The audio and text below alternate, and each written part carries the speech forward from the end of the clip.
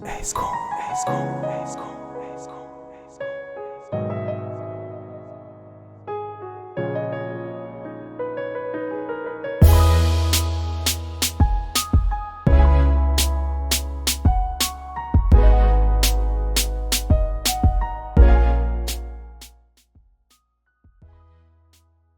Aujourd'hui, on va parler de la méditation. Pourquoi faire de la méditation? Ou comment faire de la méditation? Avant toute chose, il faut comprendre, et on va utiliser la métaphore suivante, que si le sport aide ou sert à développer le corps physique, la méditation va nous aider et nous permettre de développer notre esprit. Et ça, c'est une chose très importante à comprendre. Car quand on commence le sport et que ça fait longtemps qu'on n'en a pas fait ou tout simplement qu'on n'en a jamais fait, on ne va pas commencer par des séances de sport intensives ou des exercices trop compliqués à mettre en place. On va commencer par une routine simple et basique. Et finalement, pour la méditation qui va être les exercices de notre esprit, de notre mental, ça va être à peu près le même principe. On va mettre en place au tout début des routines de méditation très simples et courtes. On peut commencer par exemple par prendre conscience de son souffle et maîtriser son souffle avec divers types de respiration. Et on va aussi apprendre à discipliner ses pensées. Peut-être avoir un focus sur faire le vide dans son esprit et essayer d'éviter d'avoir ce qu'on appelle des pensées parasites qui vont arriver. Et généralement, si ces routines-là ne sont pas appliquées, beaucoup de personnes vont considérer les méditations inutiles parce qu'ils vont chercher à faire des méditations parfois transcendantales, voire même mystiques.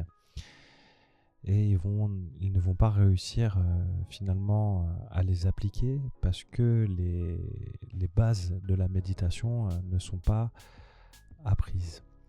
Et on va revenir sur notre métaphore du sport.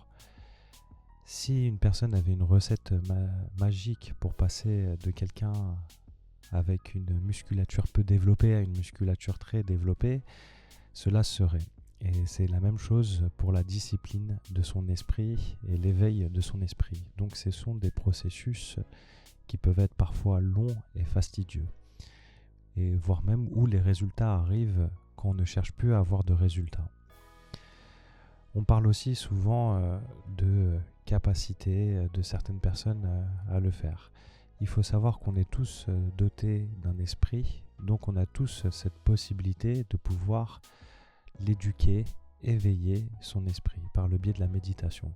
Il y a des exercices qui vont être plus faciles pour certaines personnes et d'autres non. On n'est pas tous égaux vis-à-vis de tout, mais néanmoins on a tous les mêmes possibilités. Il faut juste choisir à un moment donné peut-être une technique qui va nous correspondre plus qu'une autre. Et ça, c'est quelque chose de finalement très personnel. Donc, la méditation va être un outil pour développer et discipliner son esprit. Mais pourquoi chercher à discipliner et développer son esprit? Tout simplement parce que chacun d'entre nous, on est à la recherche d'un bonheur sûrement relatif, mais on recherche tous à ressentir ce bien-être et cette connexion avec nous-mêmes, avec notre moi intérieur. Et généralement, en fait, dans toute notre vie, on subit plus les événements qu'on ne les vit. Et finalement, le retour à la méditation, le retour à la discipline et à l'éveil de son esprit va nous permettre de rentrer ce qu'on appelle en pleine conscience avec notre vie, en pleine conscience avec notre choix, avec notre manière d'agir et de réagir au niveau émotionnel. Et ça va déterminer finalement la manière de comment on vit notre vie. Il ne faut pas penser que parce que je vais méditer, tout un tas de choses va forcément changer dans ma vie au niveau matériel ou au niveau des conditions de notre vie.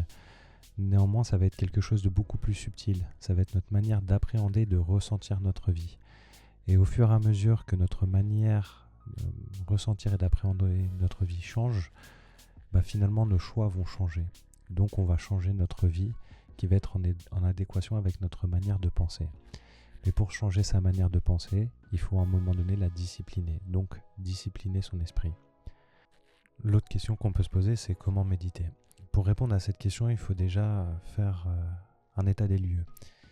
Est-ce que j'ai déjà médité? À quel moment ou quel niveau j'en suis dans mes méditations? Et à partir de ce moment-là, on va pouvoir s'orienter sur différents protocoles. Pour une personne qui débute la méditation, il faut qu'il commence par des méditations simples et des méditations qui sont liées à lui-même. Donc quand je parle de méditation liée à lui-même, c'est des méditations par exemple de la respiration, du scan corporel, le sourire intérieur et ainsi de suite. Toutes ces méditations qui vont être liées à l'intérieur vont permettre dans un premier temps de discipliner notre esprit. Après, on va pouvoir effectivement aller vers des méditations dites d'extérieur, des méditations guidées, où on va essayer de visualiser un certain nombre de choses autour de nous, que ce soit des énergies, des endroits, pour justement avoir et faire augmenter notre sensibilité et nos sensations. Pourquoi on ne commence pas par des méditations extérieures? Parce qu'il y a tout un processus qui finalement est nécessaire.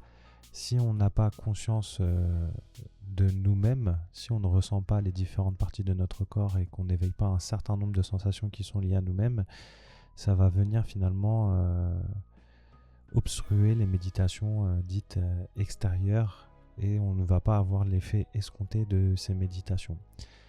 Malheureusement, aujourd'hui, beaucoup de personnes brûlent les étapes.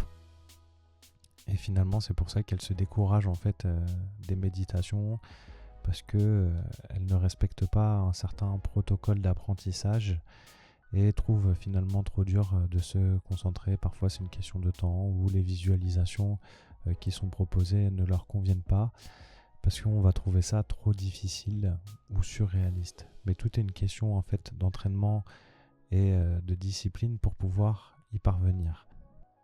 La dernière question, c'est qu'est-ce que je peux attendre de la méditation et à quoi va me servir la méditation.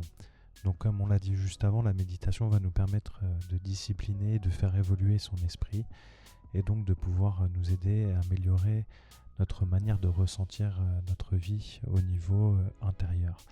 Une fois qu'on a passé cette étape qui va prendre du temps et qui va se faire tout au long de notre vie, il n'y a pas de ligne d'arrivée dans l'absolu, il n'y a que des étapes d'évolution perpétuelle. On va pouvoir aussi après travailler sur différents aspects en fait de notre corps.